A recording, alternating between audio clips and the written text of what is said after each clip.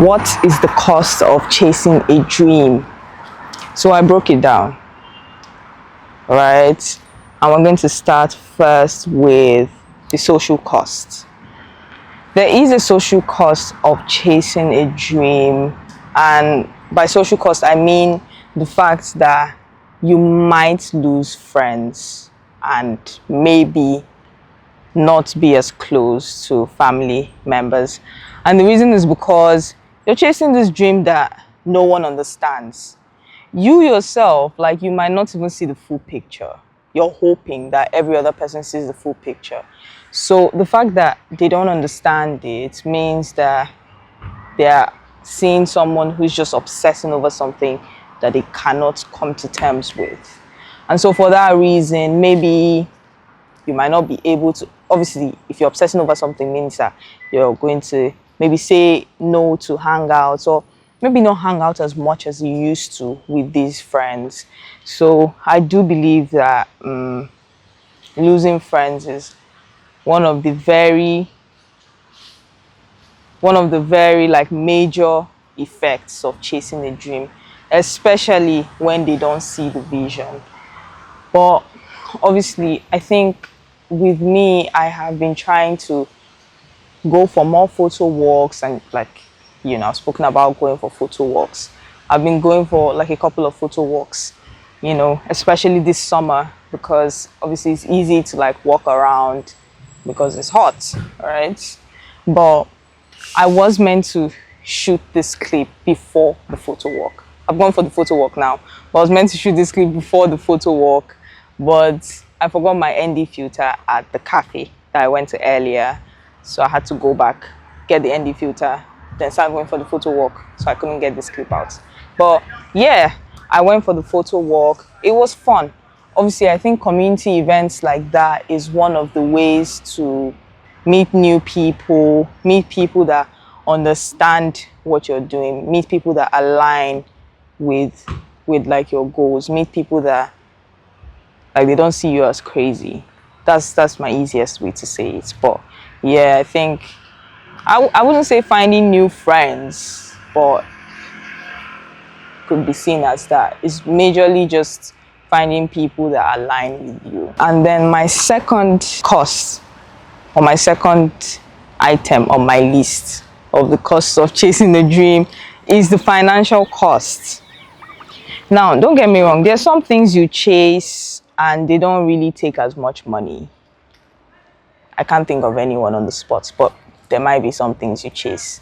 But say for instance, like with YouTube stuff, you need to get camera lenses, you need to get a camera, you need to properly invest if you want to be able to make beautiful things. And so obviously there's that financial cost. Like mad. I'm not even going to lie. It's crazy. It's crazy, the prices of these things. But yeah, so obviously you need to spend money to buy equipment. I know like there's a popular thing that people say, like, gear doesn't matter. Well, obviously, like, if you don't have good skill, right, even if you buy like a 10,000 pounds camera, you still would not be able to get good quality out of it. However, I do think that gear matters to like some extent.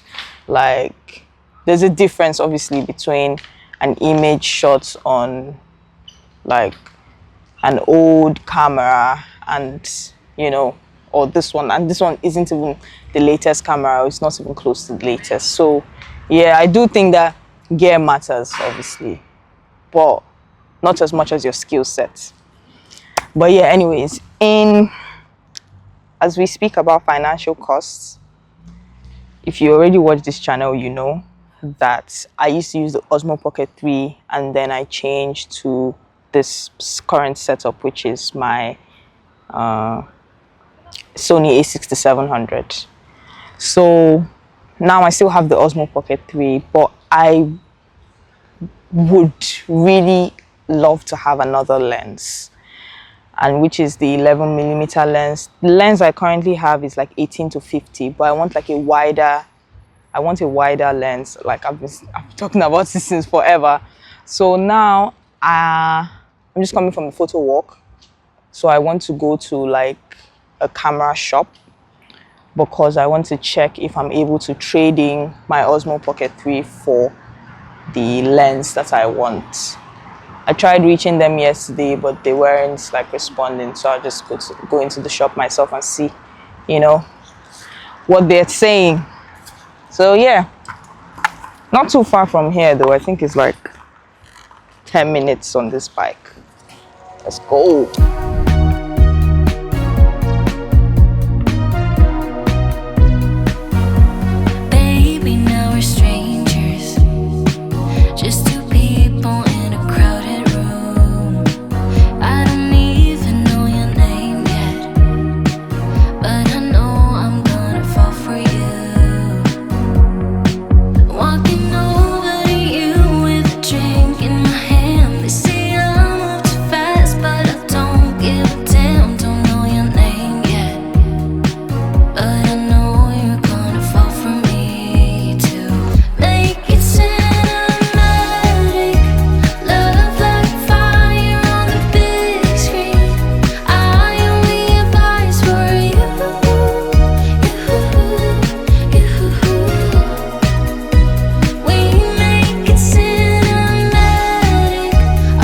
So the lens is finally here.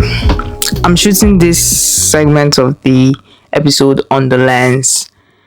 It's wide enough, meaning that I can shoot at my desk now. Literally, like I'm hyped about this lens. But anyways, I wanted to shoot this segment of the video with the lens. But it is my third cost. Is this a third? Or was the fourth? I can't remember. But amongst the list, this one is passed, and it is the emotional cost.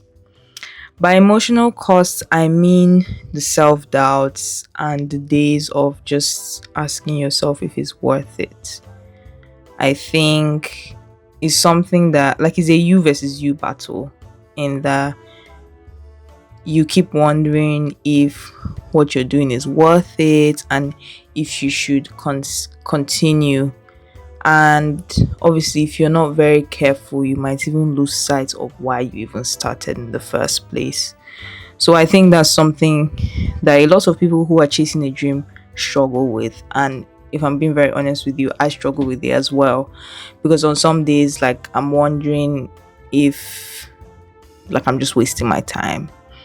I'm like, should I be putting my time into something else? Like, does this even matter? Does it make sense? All of that stuff. But yeah, I guess it's just like on some days, like, you might struggle with what exactly you're doing and why you're doing it.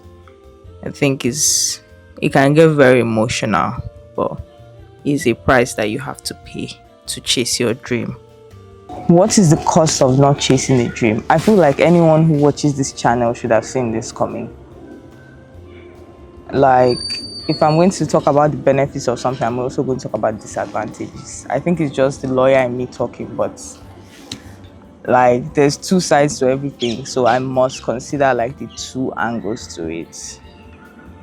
The cost of chasing a dream, yes, you socially might struggle with the people that you were close to. You might struggle with self-doubt. You might struggle financially because you need to invest in like your craft. However, the cost of not chasing that dream is just basically living like an unfulfilled life, in that you struggle with what could have been. Oh, like, you keep asking yourself like, oh, what would it have been if I went ahead to do this? Because the truth of the matter is that it might take time, you know. Building a YouTube channel takes a lot of time.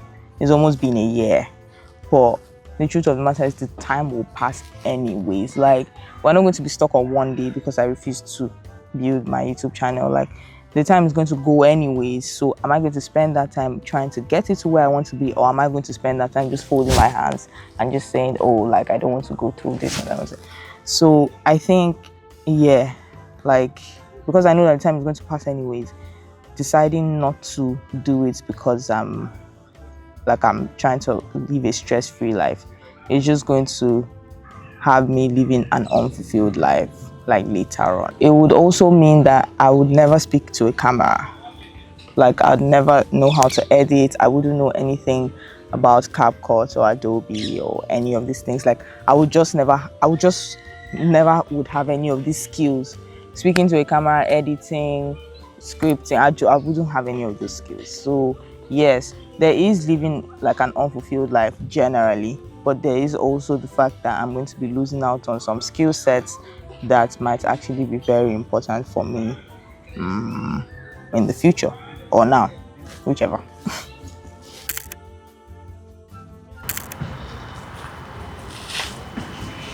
Thank you. No worries at all. Subscribe. Yeah, have a look. Thank you.